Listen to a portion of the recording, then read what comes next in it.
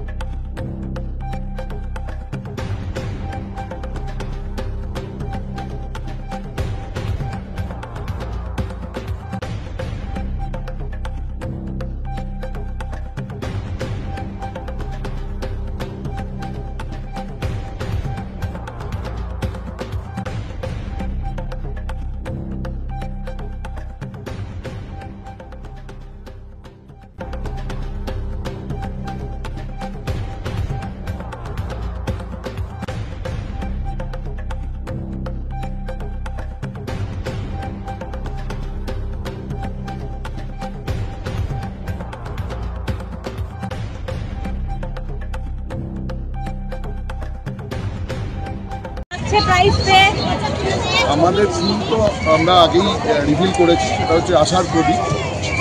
আমরা প্রায় এখানে 10,000 বাতি আশার প্রদীপ নিয়ে মাকে বরণ করছি। আর আমরা চাই মা যেভাবে মা এসছে আর মা আসার পর আমাদের পৃথিবী আবার শান্তিতে ভরে উঠুক, মানুষের জন্য পৃথিবী যেন বসবাসের উপযোগী হয়ে ওঠে, এই আশা রেখেই আমরা আশার প্রদীপ। কেমন লাগছে? যে কোনো পুরস্কারই আমাদের যে কোনো মানুষকেই যে কোনো পুরস্কার উৎসাহিত করে নতুনভাবে আবার চিন্তাভাবনা করার জন্য এবং নতুনভাবে আমার জীবনে এগিয়ে চলার জন্য। এবং আগামী বছর আশা করছি আমরা এর থেকেও ভালো কিছু উপস্থাপনা মানুষের সামনে তুলে ধরব।